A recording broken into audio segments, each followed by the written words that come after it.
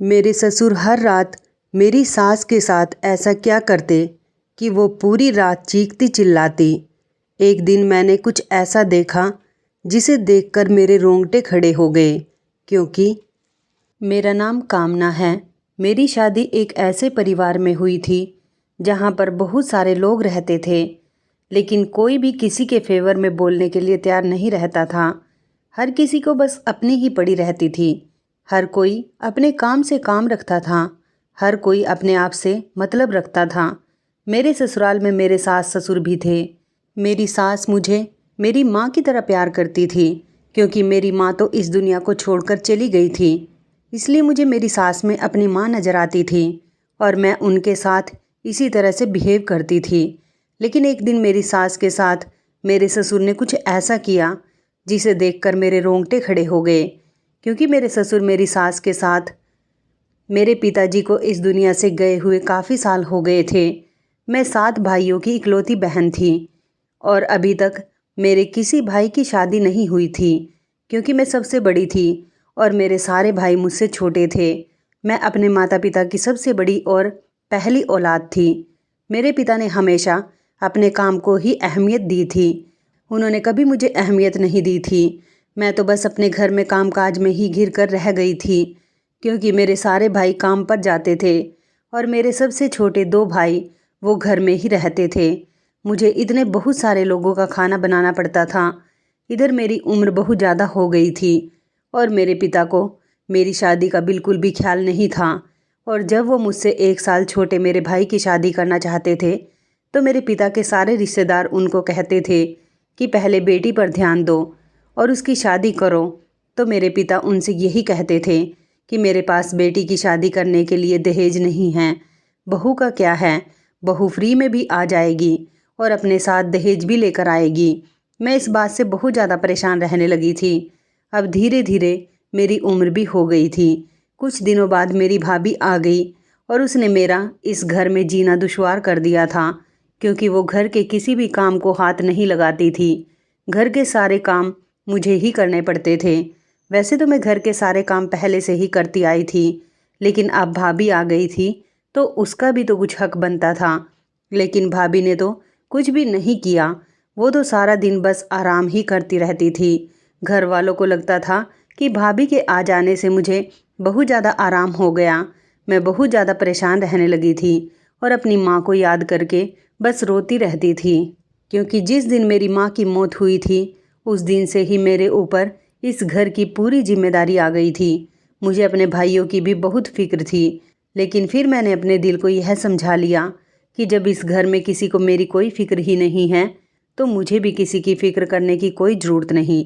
मैं देखने में भी ज़्यादा खूबसूरत नहीं थी, बस मामूली सी शक्ल की लड़की थी और मेरी उम्र अब लगभग 35 साल हो चुकी थी। मेरे साथ की जितनी भी लड़कियां थी उन सब की शादी हो चुकी थी और उनके पास 2 या 3 बच्चे भी थे, और इधर मैं थी जिसकी शादी ही नहीं हो रही थी। एक दिन मेरे चाचा जी हमारे घर पर आए और उन्होंने मेरे पिताजी को बहुत समझाया कि पहले बेटी की शादी करो, उसके बाद कुछ और काम करना। मेरे पिताजी बहुत बूढ़े हो गए थे, लेकिन वो फिर भी अपना काम करते थे। उन्होंने कभी अपने बच्चों पर ध्यान ही नहीं दिया था। उन्हें सिर्फ पैसा कमाने से मतलब था, और वो पैसा भी सिर्फ अपने और अपने बेटों के लिए ही कमाते थे। जितना कमाते थे अपनी और अपने बेटों की ख्वाहिशों को पूरा कर दिया करते थे। मुझसे तो किसी को भी कोई मतलब नहीं रहा था। बस मैं इस घर में एक नौकरानी बनकर रह गई थी। मेरे चाचा और दादा के जिद करने पर मेरे पिताजी मेरी शादी करने पर तैयार हो गए थे। रिश्ता भी चाचा खुद ही लेकर आए थे। मैं इस बार सोचती कि चलो मेरी शादी होने वाली थी और इस घर से मेरी जान छूटने वाली थी, लेकिन मेरी हमेशा यही कोशिश थी कि मेरी शादी जहाँ पर भी हो वो परिवार छोटा और कम मेंबर्स का हो। लेकिन जब मैंने लड़के को देखा और मुझे उसकी फैमिली के बारे में पता चला, तो मेरा दिल टूट कर रह गया था। जिस लड़के से मेरी शादी होने वाली थी वो लड़का बहुत ज़्यादा काला था और उसकी फैमिली भी मेरी फैमिली की तरह ही बहुत बड़ी थी। उसके 6 भाई और 2 बहनें थीं। दोनों बहनों की शादी तो हो चुकी थी और सारे भाई अपनी अपनी पत्नियों के साथ दूसरे शहर में रहते थे। इधर ये लड़का अपने घर में माता पिता के साथ रहता था। बस इस लड़के की खूबी इतनी थी कि ये बहुत ज़्यादा कमाता था और उसका घर भी बहुत बड़ा था। सुना था कि सारे भाई अपने अपने हिस्से लेकर अलग हो गए। ये लड़का बहुत ज़्यादा काला था, इस वजह से इसकी शादी नहीं हो पा रही थी। इसी वजह से मेरे चाचा जी ये रिश्ता लेकर आए थे, क्योंकि इधर मेरी शादी करने का तो मेरे पिता का कोई इरादा ही नहीं था और मेरे रिश्ते भी नहीं आते थे, क्योंकि मेरी उम्र भी काफ़ी हो चुकी थी। इसलिए मेरे पिताजी ने इस रिश्ते के लिए हाँ कर दी। इस रिश्ते की हाँ करने की सबसे बड़ी वजह ये भी थी कि लड़के वालों को दहेज नहीं चाहिए था, क्योंकि उनके पास भगवान का दिया सब कुछ था। लड़के की माँ ने आकर मुझे सोने की अंगूठी पहना दी थी। मैं खुश थी कि चलो मेरी शादी तो होने जा रही है, और फिर एक ऐसे परिवार में होने जा रही है जहाँ पर मेरा पति बहुत ज़्यादा अमीर है। शक्ल सूरत से क्या होता है, इंसान की कमाई अच्छी होनी चाहिए। और फिर मुझे तो कोई ऐसा पति चाहिए था जो मेरी इज्जत करे और मुझे प्यार दे।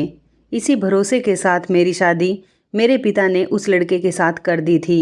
मेरी ससुराल हमारे घर से बहुत दूर थी। मेरे भाइयों या मेरे पिता किसी ने भी लड़के के घर जाकर उसके घर को नहीं देखा था। वो लोग तो बस फॉर्मेलिटी पूरी करने के लिए ही मुझे विदा कर रहे थे। लेकिन मुझे अपने चाचा जी पर बहुत भरोसा था, क्योंकि वो ही मेरा ये रिश्ता लेकर आए थे। पर अफसोस की बात यह है कि मेरा ये भरोसा उनके लिए गलत साबित हुआ था। जब मैं विदा होकर अपने ससुराल आई तो मैंने देखा कि मेरे पति का घर तो बहुत बड़ा था और मेरे पति का रंग भी बहुत काला था। पर फैमिली के जितने भी मेंबर थे वो अलग घर में नहीं रहते थे, बल्कि एक ही घर में रहते थे। शादी के कुछ दिनों तक तो मुझे लगा कि वो लोग मेहमान हैं और शादी करने के बाद चले जाएंगे, लेकिन वो जितने भी लोग थे उसी घर में रहते थे और इनमें से कोई भी अपने घर जाने का नाम नहीं ले रहा था। मेरे पति के अलावा उनके 6 भाई थे और उनकी 6 पत्नियां थीं। उन पति पत्नी के बच्चे भी बहुत सारे थे। मेरे पति के साथ तो मेरे शुरू के दिन बहुत अच्छे गुजरे थे, लेकिन कुछ दिनों बाद ही मेरा पति काम के सिलसिले में शहर से बाहर चला गया था। इधर मेरा ख्याल मेरी सास रखती थी। मेरी सास बहुत अच्छी औरत थी। मेरी सारी जेठानियाँ तो अपने कमरे में ही पड़ी रहती थी। उन्हें आराम और मेकअप करने से फुर्सत ही नहीं मिलती थी। मुझे सिर्फ 2-3 दिन ही आराम करने का मौका मिला होगा। उसके बाद से ही मैंने इस घर की सारी जिम्मेदारी संभाल ली थी। वैसे तो यहाँ पर नौकर भी लगे हुए थे। वो सारे नौकर ईमानदारी से काम करते थे, लेकिन मुझे इतने बड़े घर में होते हुए इन नौकरों पर भरोसा नहीं था। इसलिए मेरी ड्यूटी होती थी कि मैं उन पर नज़र रखती थी। मेरी सास मेरी जिम्मेदारी से बहुत खुश हुई थी। इतने ज़्यादा लोग होते हुए भी इस घर में सन्नाटा था। हमेशा बहुत ज़्यादा खामोशी रहती थी। सारे लोग अपने अपने कमरों से बाहर ही नहीं निकलते थे।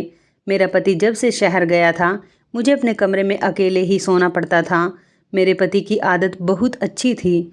शादी की पहली रात से ही उसने मेरे साथ अपना बिहेवियर बहुत अच्छा रखा था। मुझे खुशी हुई थी कि चलो यहाँ मेरा पति तो बहुत अच्छा है, क्योंकि उनका रंग बहुत ज़्यादा काला होने की वजह से उनको काफ़ी टाइम बाद शादी के लिए लड़की मिली थी। जब मैं अपने कमरे में सोने के लिए जाती और मैं अकेली होती तो रात में मुझे ऐसा लगता जैसे किसी के चीखने चिल्लाने की आवाज़ आ रही है। मुझे लगता था कि जैसे इस घर में भूत है, क्योंकि मुझे किसी के पैरों के चलने की आवाज़ भी आती थी।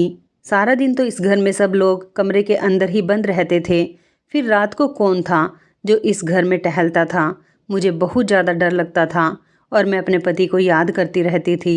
अब हर दिन ही ऐसा होने लगा था कि मुझे किसी के चलने और चिल्लाने की आवाज़ें आती थी। मैं डरते हुए अपने कमरे में ही बंद रहती थी। मैं सोचने लगी कि इस बारे में किसी से पूछूंगी ज़रूर कि आखिर रात के टाइम पर इस घर में ऐसा क्या होता है। मैंने अगले दिन जब अपनी सास से ये बात पूछी तो वो मेरे सवाल पर थोड़ा घबरा गई थी और उन्होंने बातों को गोलमोल घुमा दिया था। ये घर भी तो बहुत बड़ा था, इस घर में रहते भी तो बहुत सारे लोग थे। हो सकता है कि कोई ना कोई रात के टाइम पर जाग जाता हो या फिर किसी जेठानी का बच्चा रोता हो और मुझे लगता हो कि कोई चिल्ला रहा है। शायद ये मेरा वहम हो। मैंने अपने दिल को समझा लिया था। वैसे भी मुझे तो कोई किसी तरह का नुकसान नहीं पहुंचा रहा था, इसलिए मुझे अपनी गृहस्थी पर ध्यान देना था।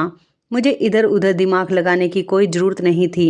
इस घर की हमेशा की खामोशी से मैं बहुत ज़्यादा बोर हो गई थी। कभी कभार मेरी बात मेरे पति से फ़ोन पर हो जाया करती थी। उसके अलावा मेरा कहीं आना जाना भी नहीं था।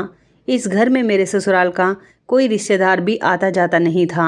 हर कोई अपने काम से काम रखता था, हर कोई अपने आप से मतलब रखता था। एक दिन रात को मैं फिर से सो रही थी और मुझे किसी के बहुत ज़ोर ज़ोर से चिल्लाने की आवाज़ आ रही थी। आज मैं हिम्मत करके ये देखने के लिए उठ ही गई थी कि आखिर कौन है जो ज़ोर ज़ोर से चिल्लाता है और कौन है जो इतनी रात को घर में टहलता फिरता है। मैंने देखा कि मेरे ससुर किसी से फ़ोन पर चिल्ला चिल्ला कर बातें कर रहे हैं। मेरे ससुर अक्सर ऊंची आवाज़ में फ़ोन पर बात करते थे। उनकी ही आवाज़ सारे घर में गूंजती थी। छोटी छोटी सी बात पर गुस्सा करना, लड़ना झगड़ना, अपनी मनमानी करना और फ़ोन पर लंबी लंबी गपशप करना मेरे ससुर का यही काम था, क्योंकि वो कोई काम नहीं करते थे और घर में ही रहते थे। सुना था कि घर के सारे लोग मेरे ससुर से बहुत डरते हैं, यहाँ तक कि मेरी सास भी अपने पति से बहुत ज़्यादा डरती थी। मेरे ससुर का बिहेवियर इस घर में किसी के साथ भी ठीक नहीं रहता था। वो किसी की भी नहीं सुनते थे और अपने हिसाब से ही जो उन्हें करना होता था वही करते थे। फिलहाल दिन इसी तरह से गुजर रहे थे। मैं हर रात देखती कि घर में आधी रात में टहलने वाला इंसान कोई और नहीं, मेरा ससुर ही था और वही रात को किसी न किसी से बातें करते थे। जबकि मैं इस बात से भी बहुत डरी हुई थी कि कभी कभी तो वो रातों को मेरी सास को भी मारते पीटते थे। वो मेरी सास के साथ हमेशा बुरा बिहेवियर करते थे, अपनी पत्नी को अपने पैर की जूती समझते थे। जब मेरी शादी हुई थी तब शुरुआत के दिनों में तो यहाँ पर कुछ भी ऐसा नहीं था, लेकिन मेरे पति के जाने के बाद से ही इस घर में ना जाने क्या क्या होने लगा था। मेरी सास को वो रोज़ मारते थे। मेरी सास ज़ोर ज़ोर से चीखती चिल्लाती रह जाती थी, मगर मेरे ससुर नहीं रुकते थे। अब मैं रोज़ रातों को जाकर उन लोगों की लड़ाई झगड़े पर कान लगाने लगी थी, क्योंकि मुझे पता ही नहीं चल पाता था कि वो दोनों पति पत्नी आखिर किस बात पर झगड़ा करते हैं और ऐसी कौन सी गलती है जिस पर मेरे ससुर उनको पीटते हैं। कुछ दिनों बाद मेरे पति 2-3 दिन के लिए घर पर मेरे साथ टाइम स्पेंड करने के लिए आ गए थे। मैं अपने पति के आने से बहुत ज़्यादा खुश हुई थी, लेकिन हैरानी इस बात पर थी कि जिस दिन से मेरे पति घर पर आए थे, अब मेरे ससुर ने मेरी सास पर हाथ उठाना बंद कर दिया था। ये बात मैं पहले भी नोटिस कर चुकी थी कि जब मेरे पति घर में होते हैं तो मेरे ससुर मेरी सास पर हाथ नहीं उठाते और घर के सारे लोग भी एक साथ बैठकर डाइनिंग टेबल पर खाना खाते हैं, एक दूसरे के साथ टाइम स्पेंड करते हैं। मुझे मेरे पति के सामने घर का माहौल पूरा बदला हुआ नजर आता था। एक दिन मेरे पति ने मुझसे कहा, तुम अच्छी तरह से तैयार हो जाओ, हम लोग कहीं बाहर घूमने चलते हैं। मैं अपने पति के साथ तैयार होकर बाहर चली गई थी। मेरे पति मुझे एक बहुत बड़े रेस्टोरेंट में खाना खिलाने के लिए लेकर गए थे। वहाँ पर हम दोनों ने साथ बैठकर खाना खाया था। मेरे पति मेरी तरफ देखकर कहने लगे, क्या हुआ, तुम्हारा मूड ठीक नहीं है क्या? तुमने खाना भी ठीक तरह से नहीं खाया। मैंने सोचा कि अपने पति से इस वक्त ये बात करना सही है भी या नहीं, क्योंकि मैं अपनी सास की वजह से बहुत परेशान थी और घर के माहौल की वजह से भी। फिर मैंने अपने पति को सब कुछ बताने की कोशिश की, क्योंकि हम दोनों शादी के बाद पहली बार एक साथ टाइम स्पेंड करने के लिए घर से बाहर निकले थे। मैं ऐसी बातें करके अपने पति को परेशान नहीं करना चाहती थी। फिर ये भी सोच रही थी कि आखिर मैं उस घर की बहू हूँ। मैंने बड़ी हिम्मत करके अपने पति से पूछ ही लिया कि आपके पिता आखिर रात को अपनी पत्नी पर हाथ क्यों उठाते हैं। ये सवाल सुनने के बाद मेरे पति ने बड़ी हैरानी से मेरी तरफ देखा और कहने लगे कि तुम पागल हो गई हो, ऐसा कुछ नहीं है। मेरे पिताजी तो माँ से बहुत प्यार करते हैं। मैं आगे कुछ कहने वाली ही थी, इतनी ही देर में मेरे पति के पास किसी की कॉल आ गई और वह कॉल अटेंड करने के लिए मेरे पास से उठकर चले गए। मैं अपने पति के अंदाज से समझ गई थी कि वो इस बात से अनजान हैं। 5 मिनट बाद मेरे पति वापस आ गए थे और मुझसे कहने लगे, बताओ तुम क्या बता रही थी। मैंने फिर उसके बाद उनसे कोई बात नहीं की और कहा कि शायद मुझे गलतफहमी हुई थी, अब हमें घर चलना चाहिए, काफ़ी देर हो गई है। उसके बाद मैं अपने पति के साथ घर लौट आई थी। अगले 2 दिन के बाद फिर मेरे पति वापस अपने काम के सिलसिले में चले गए थे। मेरे पति जाते समय मुझे शॉपिंग करने के लिए कुछ पैसे दे गए थे। उन्होंने कहा था कि तुम अपनी पसंद के कपड़े ले आना, क्योंकि जिस दिन हम लोग घर से बाहर निकले थे उस दिन हमें इतना टाइम नहीं मिल सका था कि हम साथ में शॉपिंग भी कर ले। मेरी कोई जेठानी, वैसे तो कोई मेरे साथ जाता नहीं, क्योंकि कोई भी मेरे साथ ढंग से बात तक नहीं करती थी। मैंने अपनी सास से इसलिए नहीं पूछा था कि कहीं मेरे ससुर उन्हें जाने से इनकार ना कर दे। मेरे घर की सारी नौकरानियों के साथ अच्छी जान पहचान हो गई थी। एक नौकरानी थी चमेली। मैंने उससे कहा कि क्या तुम मेरे साथ मार्केट चलोगी, तो वो मेरे साथ मार्केट चलने के लिए फ़ौरन ही तैयार हो गई। इस घर में मुझे किसी से परमिशन लेने की कोई ज़रूरत नहीं थी, क्योंकि कोई कुछ भी करे, इस घर में किसी को किसी से कोई मतलब नहीं होता था। इसलिए मैं नौकरानी को अपने साथ ले जाकर मार्केट से अपनी शॉपिंग करके आ गई थी। जब मैं मार्केट से घर आई तो मेरी सास के कमरे का दरवाज़ा खुला हुआ था। मैं धीरे धीरे कदमों से अपनी सास के कमरे के दरवाजे तक पहुंची। मुझे उनके कमरे से आवाज़ आ रही थी। वो कह रही थी कि बस करो, अब मेरे पर ज़्यादा जोर मत करो। इसका मतलब ये था कि आज मेरे ससुर फिर से मेरी सास पर हाथ उठा रहे थे और रात का वक्त नहीं था बल्कि दिन था। मैंने अपने हाथ से शॉपिंग बैग साइड पर रख दिया और कान लगाकर अपने सास ससुर की बातें सुनने लगी। मेरी सास ज़ोर ज़ोर से चिल्ला रही थी कि तुम मेरे साथ ये मत करो, मुझे माफ़ कर दो। आखिर कब तक तुम मेरे साथ यही सब करते रहोगे? बार बार मेरी सास शब्द को दोहरा रही थी। मैंने दरवाजे से झांक कर देखा कि आखिर मेरे ससुर मेरी सास के साथ ऐसा भी क्या कर रहे हैं। तो ये देखकर मेरे पैरों तले से ज़मीन निकल गई कि मेरे ससुर मेरी सास के बाल काट रहे थे। मैं समझती थी कि मेरे ससुर मेरी सास पर हाथ उठाते होंगे और उनको मारते होंगे, तभी मेरी सास इतना ज़्यादा चिल्लाती हैं। लेकिन मेरा यह ख्याल गलत साबित हुआ था, क्योंकि वो तो मार नहीं रहे थे बल्कि उनके बाल काट रहे थे, जिस पर मेरी सास बहुत ज़्यादा चिल्ला रही थी। पर वो ऐसा क्यों कर रहे थे, ये बात मेरी बिल्कुल भी समझ नहीं आई थी। आखिर बाल तो औरत का गहना होते हैं। हर औरत की खूबसूरती बालों से ही तो होती है। मेरे ससुर के एक हाथ में मेरी सास के कटे हुए बाल और दूसरे हाथ में कैंची थी। अब मुझसे ये सब कुछ देखकर रहा नहीं गया था, इसलिए मैं चिल्लाती हुई कमरे के अंदर चली गई। मैंने कमरे के अंदर जाकर अपने ससुर से कहा, पिताजी, आखिर आप ये सब क्या कर रहे हैं? मेरे ससुर ने कहा, शुक्र करो बहू, तुम्हारी सास के हिसाब से ये सज़ा बहुत कम है, वरना जो तुम्हारी सास के कारनामे हैं, इसे तो इस घर से निकाल देना चाहिए। ये कहते हुए मेरे ससुर कमरे से बाहर निकल गए थे। मैंने अपनी सास को जाकर जल्दी से गले लगा लिया, क्योंकि वो बेचारी बहुत ज़्यादा रो रही थी। मैंने उनसे पूछा कि ये सब कुछ क्या हो रहा है और पिताजी ने आपके बाल क्यों काटे हैं? मेरी सास कहने लगी, ऐसा तो वो हर रोज़ करते हैं। पहले तो वो मुझे मारते हैं और उसके बाद मेरे बाल काटते हैं। मैंने कहा, पर मुझे लगता है कि वो खाली आपके बाल काटते हैं, आपको मारते नहीं हैं। मेरी सास कहने लगी, ये आदमी बहुत जालिम है, कभी भी कुछ भी कर सकता है। मेरी सास कहने लगी, बहू, मैंने कुछ नहीं किया, तुम अभी इस घर के बारे में कुछ नहीं जानती हो, इसलिए तुम ये बात नहीं समझ सकती। मैं बेकसूर हूँ, बेगुनाह हूँ। मैंने उनसे पूछा कि आखिर कोई बात तो होगी जो आपके साथ ऐसा करते हैं। मेरी सास ने कहा, बहू, इस घर में सबको अपनी फ़िक्र है, इसलिए कोई किसी के मामले में नहीं बोलता, क्योंकि इस घर के सारे लोग मेरे छोटे बेटे की कमाई खाते हैं। तुम इस घर के लोगों से बचकर रहना, और ख़ासकर अपने ससुर से। वो बहुत खतरनाक आदमी हैं। कभी भी कोई भी बात अपने पति से मत कहना, वरना वो मुझे जान से मार देंगे। मेरी सास ने मुझे ज़बरदस्ती कमरे से बाहर भेज दिया और कहने लगी कि आइंदा कभी भी हम दोनों के झगड़े के बीच तुम मत आना, वरना तुम्हारे साथ अच्छा नहीं होगा और तुम्हें कुछ भी जानने की ज़रूरत नहीं है। तुम अपने कमरे में जाओ। मैं खामोशी से उनके कमरे से बाहर आ गई थी। मेरे ससुर मेरी सास के साथ अच्छा नहीं कर रहे थे। मेरी सास एक अच्छी औरत थी और मैं इस तरह से उन पर जुल्म होते हुए नहीं देख सकती थी। मैं अपने कमरे की तरफ जा रही थी, तभी मुझे सीढ़ियों पर मेरे ससुर मिल गए। मेरे ससुर जी ने मुझे आवाज़ लगाकर रोक लिया और वो कहने लगे, एक बार मेरी बात सुनो। मुझे पता है कि तुम्हें मेरी बातों पर यकीन नहीं होगा।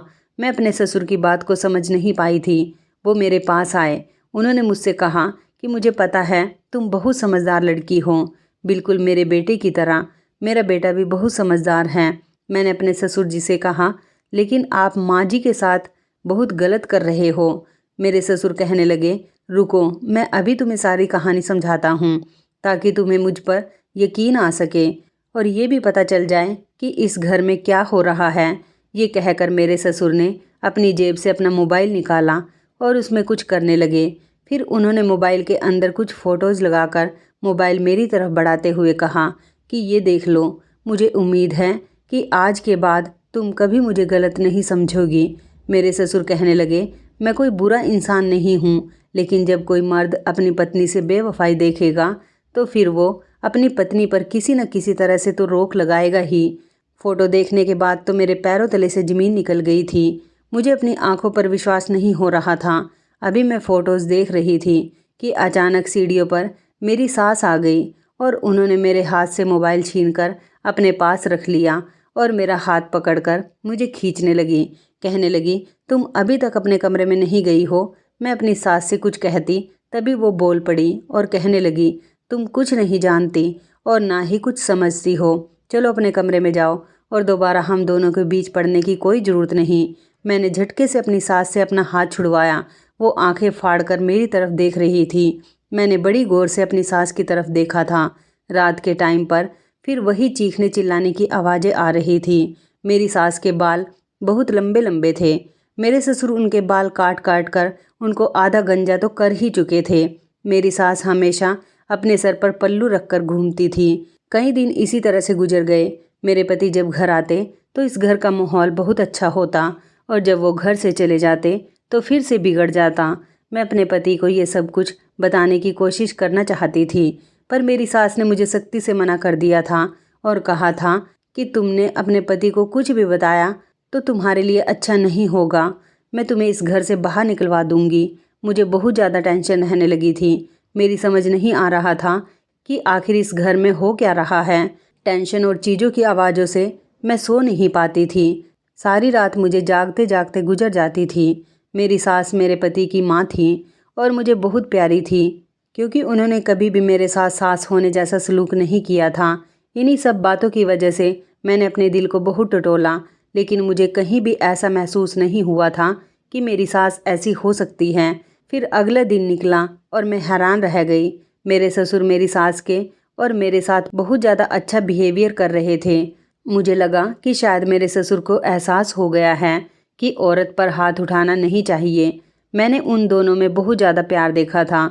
मैं बहुत खुश हुई थी कि चलो अच्छा हुआ, आपस में प्यार मोहब्बत होना बहुत ज़रूरी है। और अब काफ़ी दिनों से मेरे ससुर मेरी सास के साथ कुछ भी गलत नहीं कर रहे थे। अब मैं बेफिक्र हो गई थी और मेरे दिमाग से अब ये टेंशन भी निकलने लगी थी। दिन अच्छे गुजर रहे थे। एक दिन रात के लगभग 9 बज रहे थे। मैं अपने कमरे में बैठी हुई टीवी देख रही थी। मैंने देखा कि मेरे ससुर मेरे कमरे में आए। जल्दी से मैंने उनको देखकर अपने सर पर पल्लू रख लिया था। मैंने उनसे कहा, पिताजी आपका यहाँ पर आना कैसे हुआ? तो उन्होंने कहा, बहू मैं तुम्हारे लिए अपने हाथ से बनी हुई चाय लेकर आया हूँ। तुम्हारी सास और तुम्हारे पति को भी मेरे हाथ की चाय बहुत पसंद है। मैंने सोचा कि जब से बहू घर में आई है उसके साथ यहाँ ढंग से कोई बात भी नहीं करता, इसलिए मैं तुम्हारे लिए चाय बना कर लाया हूँ। चाय पियो और बताओ कि मेरे हाथ की चाय कैसी है। मेरे ससुर का मूड बहुत ही अच्छा था। मैं हैरत से अपने ससुर की तरफ देख रही थी। न जाने इतने दिनों से मेरे ससुर को क्या हो गया था। वो तो मेरी सास के साथ साथ मुझ पर भी मेहरबान हो रहे थे। मैंने चाय का कप उनके हाथ से लिया और उनसे कहा, शुक्रिया पिताजी। मैंने अपने ससुर से कहा, अभी चाय थोड़ी गर्म है, मैं इतनी गर्म चाय नहीं पीती, जब ठंडी हो जाएगी तो पी लूँगी। मेरे ससुर ने कहा, नहीं बहू मेरे सामने पियो, मैं तुम्हारे मुंह से अपनी तारीफ सुनना चाहता हूँ। मैंने कहा, पिताजी अभी ही मैंने 2-3 गिलास पानी पी लिया था, इसलिए मेरा पेट थोड़ा फूल रहा है। थोड़ी देर बाद आप आएंगे तो आपको मेरा चाय का कप खाली मिलेगा और मैं आपकी तारीफ अभी ही किए देती हूँ। चाहे अच्छी हो या ना हो, आप मेरे पिता समान हैं। और भला कोई भी बेटी अपने पिता की दी हुई चीज़ की बुराई नहीं करती, हमेशा तारीफ ही करती है। मेरे ससुर मुस्कुराए और कहने लगे, अच्छा तो ये बात है। उन्होंने मेरे सर पर हाथ रखा और कहने लगे, जीती रहो बेटी, चाय ज़रूर पी लेना। मैंने हाँ में सिर हिला दिया। मैं उठी और मैंने चाय का कप लिया और बाथरूम में जाकर चाय को फेंक दिया और कप वापस लाकर टेबल पर रख दिया, क्योंकि मेरा चाय पीने का बिल्कुल भी मन नहीं कर रहा था।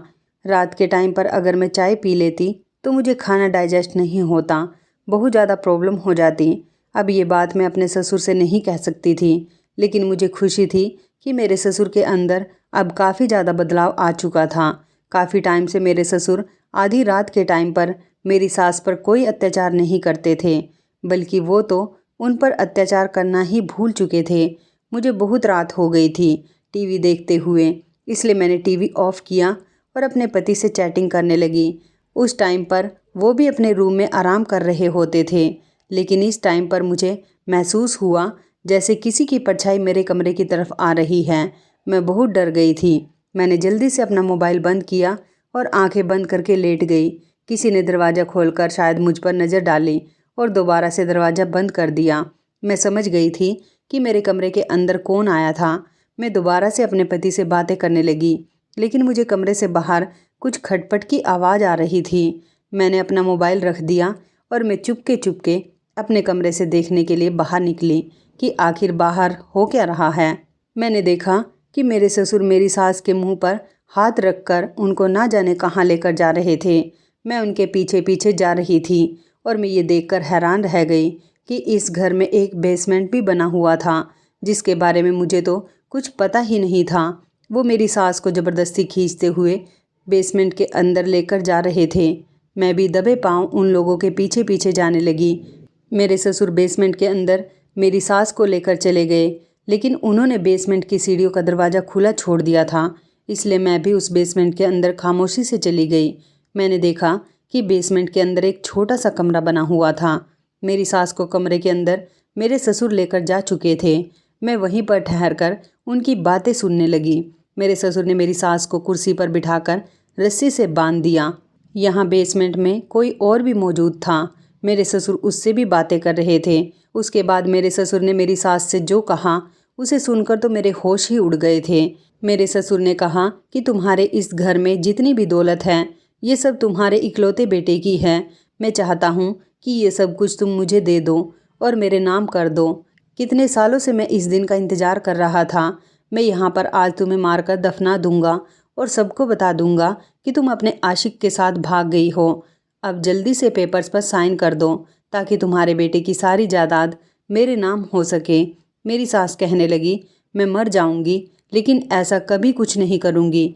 ये सब कुछ मेरे इकलौते बेटे की मेहनत की कमाई है। तुम क्या चाहते हो कि मैं तुम्हारे और तुम्हारे हरामखोर बच्चों को अपने बेटे की मेहनत की कमाई का ही बनाया हुआ सब कुछ दे दूं? तुम शुक्र करो कि कितने सालों से मैंने तुम्हारी ये सच्चाई अपने बेटे से छुपा कर रखी है और अब तो मुझे सच्चाई अपनी बहू से भी छुपानी पड़ रही है। मेरे ससुर ने मेरी सास के मुंह पर जोरदार थप्पड़ मार दिया और उन्हें कहा कि उसे तो आज मैंने चाय में नींद की दवाई मिलाकर बेहोश कर दिया। उसे कुछ भी पता नहीं चलेगा। जब सुबह उसकी आंख खुलेगी तो पता चलेगा कि उसकी सास तो अपने आशिक के साथ भाग चुकी हैं, क्योंकि जो फ़ोटो मैंने उसे दिखाए थे उसने उन फ़ोटो पर यकीन कर लिया था। दरअसल उस दिन मेरे ससुर ने मोबाइल में जो मुझे फ़ोटो दिखाए थे वो मेरी सास के फ़ोटोज़ थे, जो काफ़ी गलत तरीके से लिए गए थे और मेरे ससुर ने दूसरे मर्दों के साथ उन फ़ोटोज़ को मेरी सास के साथ एडिट कर दिया था, जबकि वो सारे फ़ोटोज़ मेरी सास के साथ मेरे ससुर ने खुद अपने मोबाइल से लिए थे। अब मैं आप लोगों को बताती हूँ कि आखिर ये सब माजरा क्या है। दरअसल ससुर जी जो थे वो मेरी सास के दूसरे पति थे और मेरे पति मेरी सास के पहले पति के इकलौते बेटे थे। जब मेरी सास की शादी हुई थी तब वो विधवा हो गई थी और मेरी सास की पहली शादी जहाँ हुई थी वो आदमी बहुत ज़्यादा अमीर था। उसने अपने मरने से पहले ही अपने होने वाले बच्चे के नाम अपनी सारी जायदाद कर दी थी। क्योंकि मेरी सास के पहले पति की मौत हुई थी तब वो प्रेग्नेंट थी। मेरी सास के माता पिता ने उनकी शादी इस लालची आदमी के साथ करवा दी, जिसके पहले से ही इतने ढेर सारे बच्चे थे। मेरी सास के पास अपने पति की सारी जायदाद मौजूद थी, इसलिए मेरी सास ने अपने इकलौते बेटे को खूब पढ़ाया लिखाया और उसे अपने पति का बिजनेस दोबारा से स्टार्ट करने का हौसला दिया। जबकि मेरी सास के दूसरे पति के बच्चों ने इस बात का बहुत फ़ायदा उठाया और उनकी जायदाद पर ऐश की। मेरा पति ये बात नहीं जानता था कि ये आदमी उनका दूसरा पिता है। ये बात मेरी सास ने उनसे इसलिए छुपाई थी क्योंकि उनका बेटा बचपन से ही बहुत समझदार था। बहुत से बच्चे दूसरे पिता या दूसरी माँ को एक्सेप्ट बड़ी मुश्किल से कर पाते हैं, लेकिन मेरे पति ने तो जब से आँख खोली थी मेरे ससुर को ही अपना पिता समझा था। इसलिए मेरी सास ने मेरे पति को बताने के बारे में कभी ये नहीं सोचा। लेकिन जब मेरा पति जवान हुआ और उसने अपने पहले पिता के बिजनेस को दोबारा से स्टार्ट कर दिया और उसने उनके बिजनेस को खूब बढ़ावा दिया, पैसे से खूब पैसा कमाया। तो ये बात मेरे ससुर को अच्छी नहीं लगी, क्योंकि उनकी कोई भी औलाद इस काबिल नहीं थी जो मेरे पति का मुकाबला कर सकती।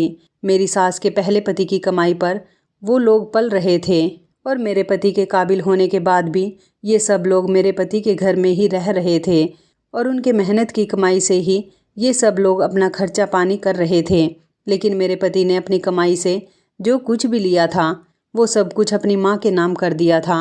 मेरे ससुर अब ये सारी जायदाद अपने नाम करवाना चाहते थे और काफ़ी टाइम से मेरी सास को इसके लिए ब्लैकमेल कर रहे थे कि वो उनको अपनी सारी जायदाद दे दे। मेरे ससुर मेरे पति के सामने तो बहुत अच्छे तरीके से इसलिए रहते थे क्योंकि वो कभी भी नहीं चाहते थे कि अगर मेरे पति को ये बात पता चल गई कि वो मेरी सास के दूसरे पति हैं और उनके बच्चे भी मेरी सास के नहीं बल्कि मेरे ससुर की पहली पत्नी के हैं, तो मेरा पति कभी भी उन लोगों को हमारे घर में बर्दाश्त नहीं करेगा और मेरे पति का दिमाग तो कभी भी घूम सकता है, वो इन लोगों को घर से बाहर निकाल सकता है। अब मेरे ससुर मेरी सास से पेपर पर साइन करवाने के बाद मेरी सास को मार देना चाहते थे और उनके मरने के बाद सबको ये बताते कि मेरी सास का अफेयर किसी और के साथ चल रहा था। वो अपने आशिक के साथ भाग गई। मेरी सास बूढ़ी जरूर हो गई थी लेकिन वो बहुत खूबसूरत थी। उन्हें देखकर कहीं से भी नहीं लगता था कि वो बूढ़ी हैं। कमरे के अंदर जो दो लोग मौजूद थे वो मेरे ससुर के दो बड़े बेटे थे जो कि मेरे पति की इस दौलत को हथियाना चाहते थे। मेरे ससुर मेरी सास के बाल इसलिए काटते थे क्योंकि बाल औरत का गहना होते हैं। उन्हें लगता था कि वो अपनी पत्नी के बाल काट देंगे और उन पर रोज़ मारपीट करेंगे तो वो डर कर ये जायदाद उनके नाम कर देगी। लेकिन ऐसा कुछ भी नहीं था। सलाम है मेरी सास के बर्दाश्त को, जो इतने सालों से वो ये सब कुछ बर्दाश्त कर रही थी और उन्होंने अपने बेटे की जायदाद किसी ऐसे आदमी के हवाले नहीं की थी जो उनकी और उनके बेटे की ज़िंदगी ख़राब कर देता। मैं अपनी सास पर अब ज़्यादा जुल्म होते हुए नहीं देख सकती थी, इसलिए मैंने एक काम किया था। जब मैं अपने कमरे में लेटी हुई अपने पति से चैट कर रही थी, मैं समझ गई थी कि रूम में मेरे ससुर आए हैं। मैंने अपने पति को मैसेज से पूरी बात बता दी थी। मैंने सोच लिया था कि मेरे पति को यकीन आए या ना आए, क्योंकि मुझे गड़बड़ का एहसास तो तभी हो गया था जब मेरे ससुर का बिहेवियर बदलने लगा था और वो मेरे कमरे में आज पहली बार मेरे लिए चाय बना कर लाए थे। मेरे पति ने जब मैसेज पढ़े तो उनका रिप्लाई किया था कि मैं अपने दोस्त को भेज रहा हूँ, तुम उसकी मदद ले लेना, बाकी मैं यहाँ से घर आने के लिए निकल रहा हूँ। अगर ये सब कुछ हुआ तो मैं अपने पिता और उनके सारे बच्चों का हाथ पकड़कर घर से निकाल दूंगा और अगर ये बात गलत हुई तो मैं तुम्हें घर से निकाल दूंगा और तुम्हें डिवोर्स दे दूंगा। मैंने अपने पति से कहा था कि तुम अपने दोस्त को भेज देना, मुझे सब कुछ मंजूर है। मैं बेसमेंट की सीढ़ियों से चढ़ती हुई दरवाजे पर आई तो मैंने देखा कि मेरे पति के दोस्त आ गए थे। मेरे पति के दोस्त होने के साथ साथ वो पुलिस ऑफिसर भी थे, क्योंकि मैंने अपने पति को ये बताया था कि आपके पिता रोज़ रात को आपकी माँ को मारते हैं और उनके बाल काटते हैं। अगर आपको यकीन नहीं आता तो आप आकर यहाँ पर देख सकते हैं। और मुझे लग रहा था कि आज भी वो यही सब कुछ करने वाले हैं, क्योंकि वो ये चेक करने आए थे कि मैं सो गई हूँ या नहीं। मैं रात को सोई नहीं हूँ और उन पर नज़र रखती हूँ, इसलिए शायद अब वो मुझसे सावधान हो गए थे। मैं अपने पति के दोस्त को नीचे बेसमेंट में ले गई थी। उन्होंने जब अपनी आंखों से ये सब देखा कि मेरे ससुर और उनके बेटे मेरी सास को साइन करवाने के लिए मार रहे हैं और मजबूर कर रहे हैं, तो उन्होंने मेरे ससुर और उनके दोनों बेटों को अरेस्ट कर लिया। वो तीनों को पुलिस स्टेशन ले गए। जब सुबह हुई तो मेरे पति भी घर आ चुके थे, क्योंकि उनके दोस्त ने मेरे पति को फ़ोन करके सारी बात बता दी थी। मेरे पति के सामने सारी सच्चाई खुलकर आ गई थी, इसलिए उन्होंने अपने पिता पर और उनके सारे बेटों पर केस कर दिया। मेरी सास ने भी कोर्ट में गवाही दी थी, इसलिए फैसला हमारे हक में ही हुआ था। मेरे जेठ और जेठानियाँ जो हमारे घर में रहते थे वो सब लोग हमारे घर से चले गए थे। अब इस बड़े से घर में हम लोग अकेले रहते हैं और बहुत खुशी खुशी रहते हैं। मेरे पति ने फैसला कर लिया कि वो कभी इस घर से नहीं जाएगा। अब वो हमारे साथ ही रहते हैं और इसी शहर में रहकर अपना काम करते हैं। कभी कभी कुछ लोग दौलत के लिए इतने गिर जाते हैं कि अपने रिश्तों की अहमियत करना ही भूल जाते हैं। मैं आप लोगों से रिक्वेस्ट करना चाहती हूँ कि अपने रिश्तों की कद्र करना सीखिए। ये रिश्ते जो आज हमारे साथ हैं अगर हम उनके साथ कुछ भी गलत करेंगे तो उनके दिल में गलतफहमी आ जाएगी। उसके बाद कोई भी हमें पलटकर कभी नहीं देखेगा। इसलिए अच्छे इंसान की परख करना सीखें। जो अच्छा है उसके साथ अच्छा सलूक करें और जो बुरा है उसकी बुराई को ख़त्म करने की कोशिश कीजिए। मेरे ससुर ने तो मेरी सास से बहुत माफ़ी मांगी थी, पर शायद वो माफ़ी के काबिल नहीं थे, क्योंकि वो बहुत बड़ी गलती करने जा रहे थे। वो मेरी सास को जान से मारने जा रहे थे। अगर मैं मौके पर उन लोगों को नहीं देखती तो शायद ये राज मेरी सास के साथ इस घर में ही दफन हो जाता। तो इस कहानी के बारे में आपकी क्या राय है, कमेंट करके ज़रूर बताइएगा। दोस्तों, आपको हमारी ये कहानी कैसी लगी, आप हमें कमेंट बॉक्स में ज़रूर बताएं। यदि आपके पास भी ऐसी कोई प्यारी सी कहानी है या फिर ऐसी कोई कहानी जिससे कुछ शिक्षा मिले, तो आप हमारे साथ उसको ज़रूर शेयर करें। दोस्तों, यदि आपको हमारी ये वीडियो अच्छी लगे तो आप हमारी इस वीडियो को लाइक शेयर ज़रूर करें और ऐसी ही दिल को छू लेने वाली प्रेरणादायक कहानियाँ सुनने के लिए हमारे चैनल को भी सब्सक्राइब करें।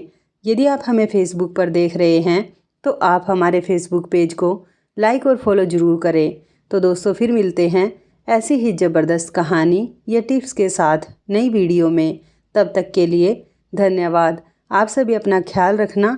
आपका दिन शुभ व मंगलमय हो।